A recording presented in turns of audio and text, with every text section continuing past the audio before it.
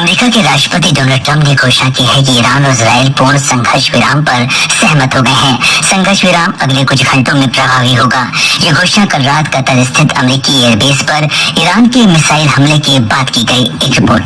एक बयान में श्री ट्रंप ने कहा कि दोनों देशों द्वारा अपने अंतिम मिशन समाप्त करने के बाद ये संघर्ष विराम लागू होगा। ये संघर्ष विराम चरणबद्ध तरीके से लागू किया जाएगा। उन्होंने कहा कि ईरान युद्ध विराम की पहल करेगा और 12 घंटे बाद इजराइल युद्ध विराम लागू करेगा। 24 घंटे बाद 12 दिन के युद्ध की आधिकारिक समाप्ति की घोषणा की जाएगी। इस बीच ईरान ने संघर्ष विराम से इनकार किया है। ईरान के विदेश मंत्री अब्बास अराक्ची ने कहा कि ईरान पर इजराइल का हमला बंद होने पर ही ईरान जवाबी कार्रवाई नहीं करेगा। हमले जारी रखने का ईरान का कोई इरादा नहीं है। उधर इजराइल की अभी तक कोई टिप्पणी नहीं आई है। इससे पहले ईरान ने कतर में अमेरिकी हवाई एयरबेस अल उदीद पर बैलिस्टिक मिसाइल से हमला किया है। कतर में एयरबेस पश्चिम एशिया में अमेरिका का सबसे बड़ा सैनिक केंद्र है। ईरान के परमाणु केंद्रों पर अमेरिका के हमले के बाद ये ईरान की जवाबी कार्रवाई है। ईरान का मुख्य लक्ष्य दोहा के दक्षिण पश्चिम में स्थित ये सैन्य ठिकाना था, लेकिन उसने इराक में एल असद बेस को भी निशाना बनाया है। कतर और अमेरिका ने कहा है कि हमलों में कोई हताहत नहीं हुआ है। इस बीच बहरीन, कुवैत और संयुक्त अरब अमीरात ने अपने अपने वायु क्षेत्र फिर खोल दिए हैं। ईरान के हमले के जवाब में उन्होंने एयरबेस अस्थायी रूप से बंद कर दिए थे। ईरान के हमलों के बाद तेल की वैश्विक कीमतों में पिछले 5 वर्षों में एक ही दिन में सबसे तेज गिरावट दर्ज की गई है। तेल की कीमतें $5 प्रति बैरल कम हुई और इसमें 6% से अधिक की गिरावट आई। सप्ताहांत के तनावों के कारण तेल बाजार में शुरुआत में उछाल आया, लेकिन तेल की बिकवाली तेजी से शुरू हुई। इधर घरेलू शेयर बाजार में आज शुरुआती मजबूती के साथ हुई है। बॉम्बे शेयर बाजार का संवेदी सूचकांक 634 अंक बढ़कर 82,530 पर और निफ्टी 194 अंक की बढ़त के साथ 25,166 पर खुला। कच्चे तेल की कीमतों में गिरावट के बाद रुपया भी मजबूत हुआ और अमेरिकी डॉलर के मुकाबले 65 पैसे बढ़कर 86.1 रुपए पर खुला।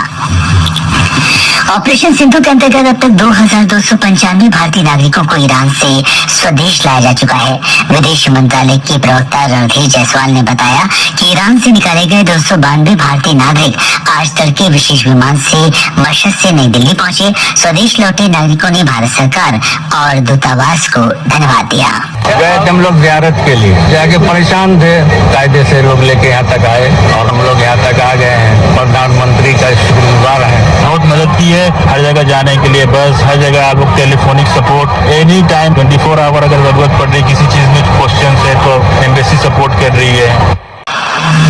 इस बीच 161 यात्रियों का पहला जत्था आज सुबह अम्मान से दिल्ली पहुंचा। ये सभी लोगों को इजराइल से निकालकर सड़क मार्ग से अम्मान ले जाया गया था। प्रधानमंत्री नरेंद्र मोदी आज नई दिल्ली में देश के 2 महान आध्यात्मिक और नैतिक गुरु श्री नारायण गुरु और महात्मा गांधी के बीच ऐतिहासिक वार्तालाप के शताब्दी समारोह का शुभारंभ करेंगे। ये समारोह आध्यात्मिक गुरुओं और अन्य सदस्यों को एक साथ लाएगा ताकि लोग उनके दूरदर्शी संवाद सुन सकें और उन्हें याद कर सकें। उनके संवाद भारत के सामाजिक और नैतिक ताने बाने को आकार देते रहे हैं। ये श्री नारायण गुरु और महात्मा गांधी के सामाजिक न्याय, एकता और आध्यात्मिक सद्भाव के साझा दृष्टिकोण के लिए श्रद्धांजलि है।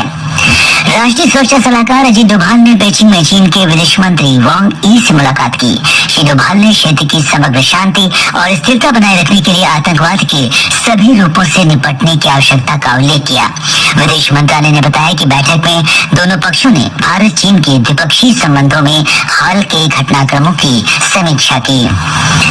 लीड्स में पहले क्रिकेट टेस्ट मैच में भारत ने इंग्लैंड को 371 रन का लक्ष्य दिया है। जवाब में इंग्लैंड आज आखिरी दिन बिना किसी नुकसान के 21 रन से आगे खेलना शुरू करेगा। कल ऋषभ पंत की 118 और केएल राहुल के 137 रन की बदौलत भारत ने दूसरी पारी में 364 रन बनाए थे।